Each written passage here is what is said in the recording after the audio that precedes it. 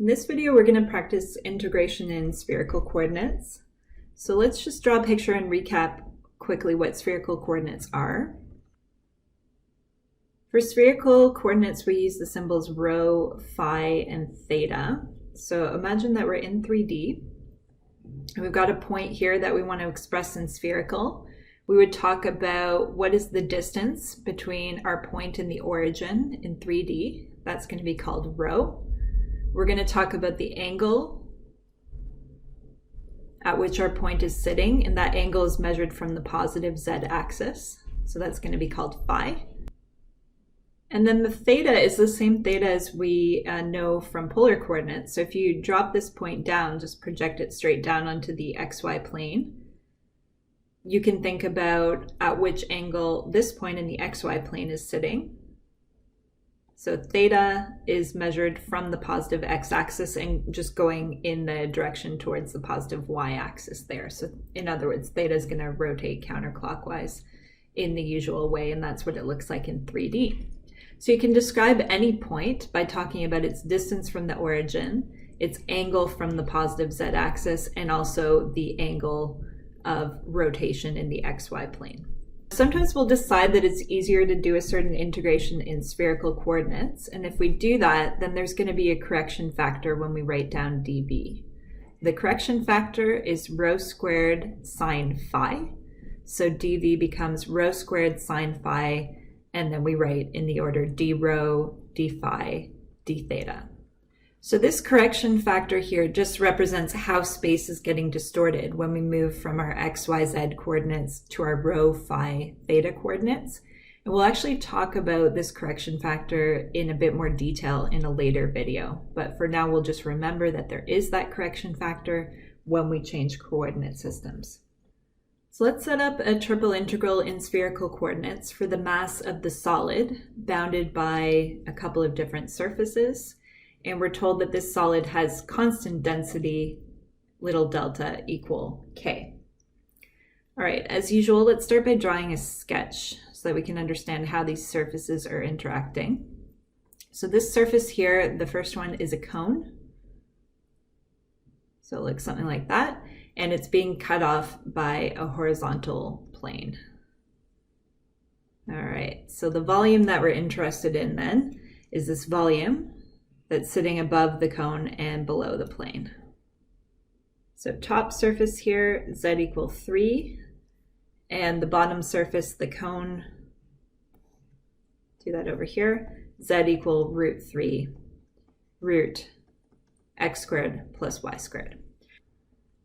So we need to get limits of integration for the three spherical variables, which are rho, phi, and theta. So let's think about rho first. Let's look at this solid here. Rho represents the distance of our points from the origin. So if we just imagine sweeping through this solid region here, maybe I'll actually zoom in here. So side view of our region, imagine sweeping through our region. We're asking how far out can we go? What is this biggest distance from the origin that we can get?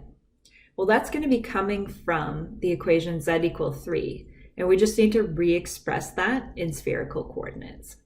So let's go back to our special triangle in spherical coordinates. Looks like this.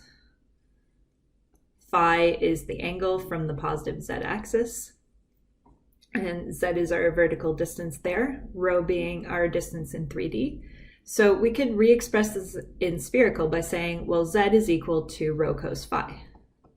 So you can say rho cos phi equal 3 is just another way of expressing that horizontal plane. And see, that allows you to solve for rho, because you can say rho equals 3 secant phi, just dividing both sides by cos phi, and then reciprocal of cos phi is secant phi. The rho values can range between 0 and 3 secant phi. So that's our limits of integration for rho. And we got that by thinking about the horizontal plane that's forming the top boundary of that solid. So now we need to think about phi and theta. Okay, well, phi, the angle measured from the positive z-axis, that's going to be limited by our cone. So if we write down the equation of our cone, that should help us figure out phi. So our cone, z equal root 3 root x squared plus y squared. Generally, if you're trying to move from rectangular to spherical, cylindrical is a kind of a middle ground. So you could say z equal root 3r, and then we could draw our triangle for spherical coordinates to help us move into spherical. So there's our special triangle in spherical coordinates. Z is equal to rho cos phi. R is equal to rho sine phi, and we should be able to solve for phi here. So let's divide through by rho. At the same time, we could divide through by cos phi. So rho's will cancel, and then sine phi over cos phi will give us tan phi. So in other words, we're getting tan phi equals 1 over root 3. Okay, and that's a special value of tangent. So if we say phi is equal to arctan of 1 over root 3, that gives us pi over 6. So that actually tells us, in our solid, it tells us the angle at which the sides of the cone are sitting. So if we want to capture all the different angles that come up in this cone, remember that the positive z-axis is considered phi equals 0. So we're saying that our phi values are going to range between 0 and pi over 6. So that's our limits of integration for phi done. And I might put this reasoning here in a box just so that you can understand conceptually, okay, phi came from thinking about the cone. All right, so we've got this solid here that we're trying to describe. It's a cone with a flat top here. Our rho values came from thinking about the horizontal plane that was forming the top. Our phi values came from thinking about the cone that was forming the side boundary of our solid. And then theta, that's probably the easiest one to deal with. We're just saying we want to capture the entire cone as we rotate around in the xy plane. So theta is going to range from 0 to 2 pi. So those are all our limits of integration done. And then the other thing I would remind myself is just in writing down dv, remember there's always a correction factor when you change coordinate systems. In spherical, rho squared sine phi is our correction factor, and then we write the differentials in the order d rho, d phi, d theta. So I think we're good to go now. The problem was to set up a triple integral for mass. So we would say mass is the triple integral of density times dv. We were told in this problem that density is constant. It was a constant equal to k, so that k can just come out in front of our triple integral. And then our dv is going to be rho squared sine phi, d rho, d phi, d theta. So to get this completely finished off, the last thing we need to do is just put our limits of integration on there. So k times triple integral rho squared sine phi, d rho, d phi, d theta, and we'll just plug in all our limits of integration here. So we said theta was going from 0 to 2 pi. At the top of the screen, you can see our values for phi. Based on the cone we had in this problem, we decided phi was going from 0 to pi over 6. And then further up in the problem, we decided on our rho values. So let's just scroll up to find those. Yep, we decided rho was going from 0 to 3 secant phi.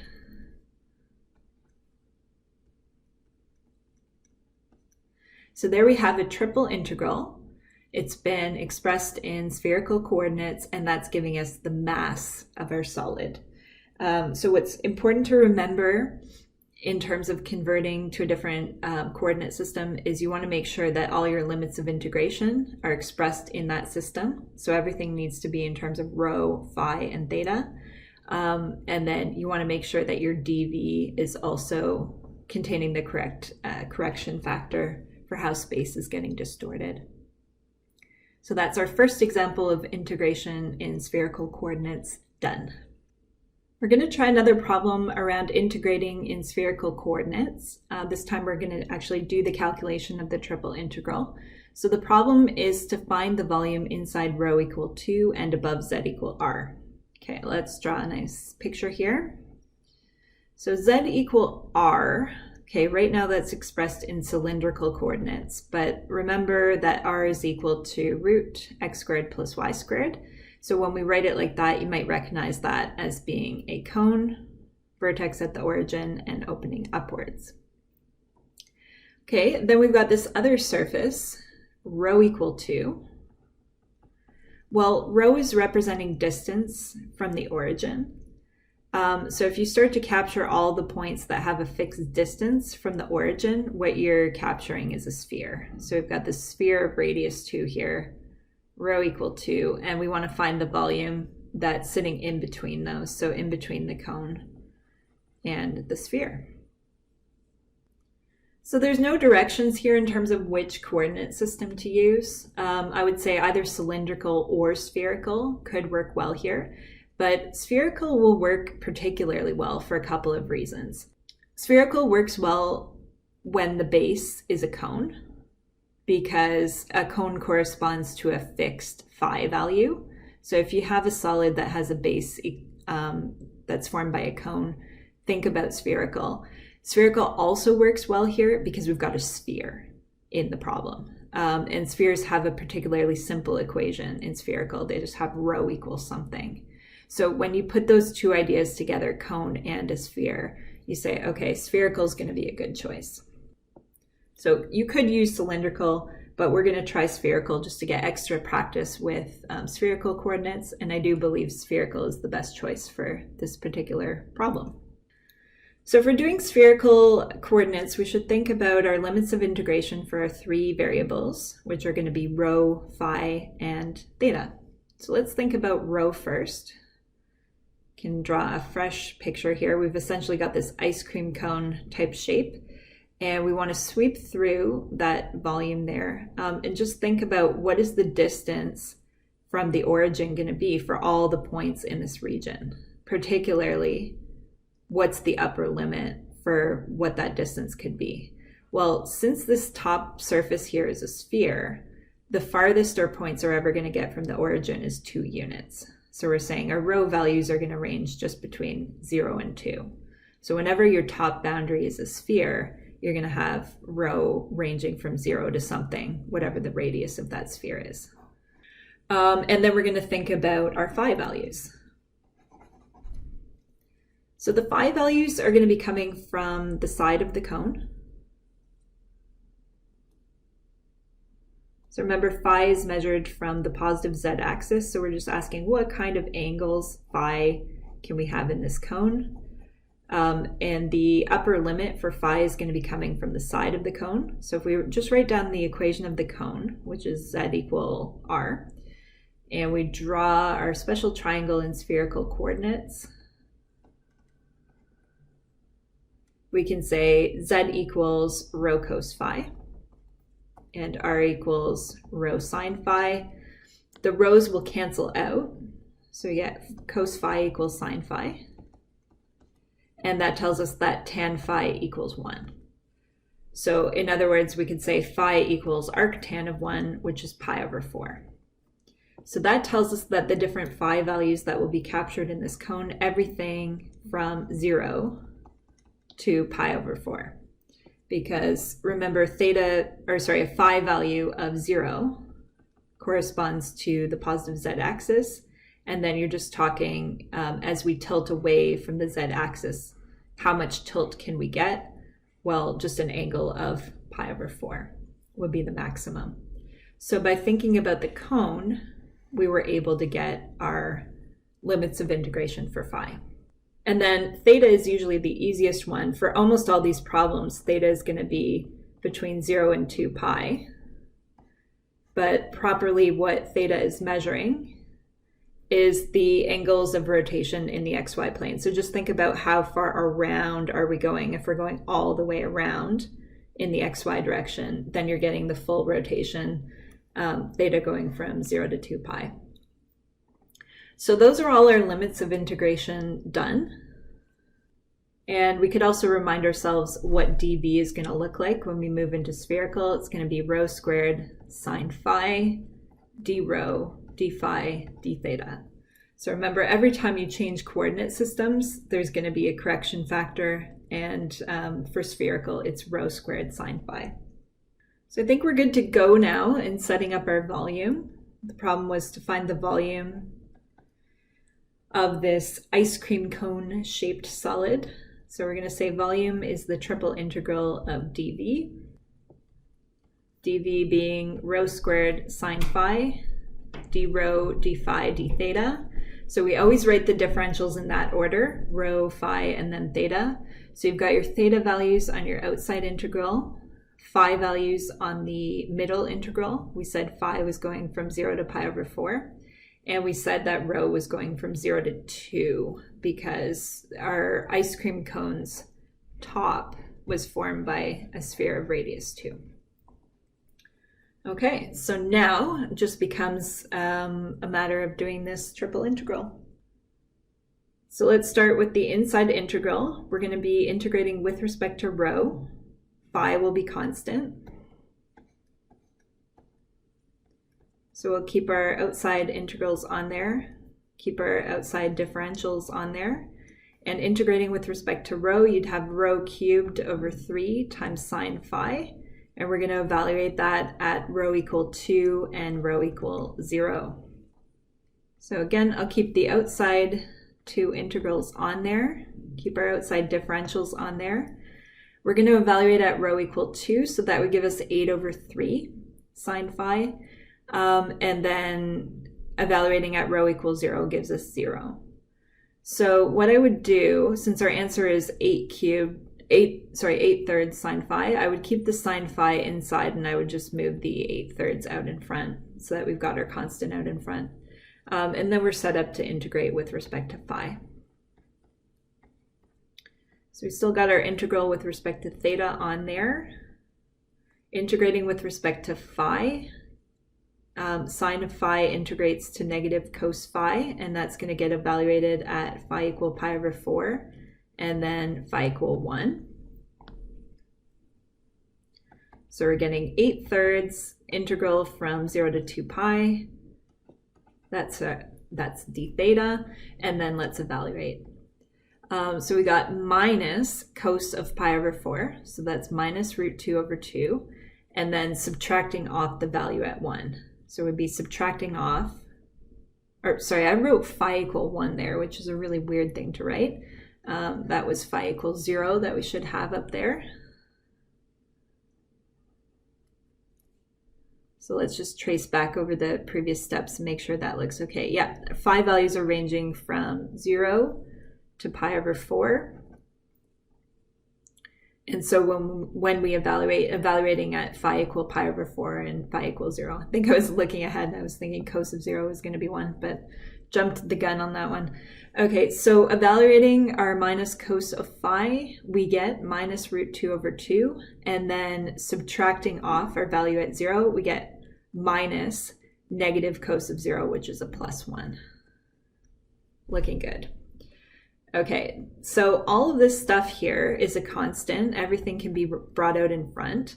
The stuff in the square brackets, I might just put that over a common denominator and call that 2 minus root 2 over 2 as we bring it out in front. So we've got all that stuff times the integral from 0 to 2 pi of d theta. And anytime you integrate a differential, you're just getting the length of that interval, because you're getting theta and then evaluated at 2 pi and then at 0. So if you're integrating from a to b some differential, your answer is just going to be b minus a. In other words, that's 2 pi. So we can do a whole bunch of cleaning up now and get our answer. So we've got a factor of 2 in the denominator here that's going to cancel with the 2 from the 2 pi. And that's looking good. So it's going to be 8 times 2 minus root 2 times pi all over 3. And what that's giving us is the volume of this ice cream cone shaped solid. So we did that integration using spherical coordinates. Again, you could have used cylindrical coordinates as well, but I think spherical coordinates works particularly nicely. Thanks for watching.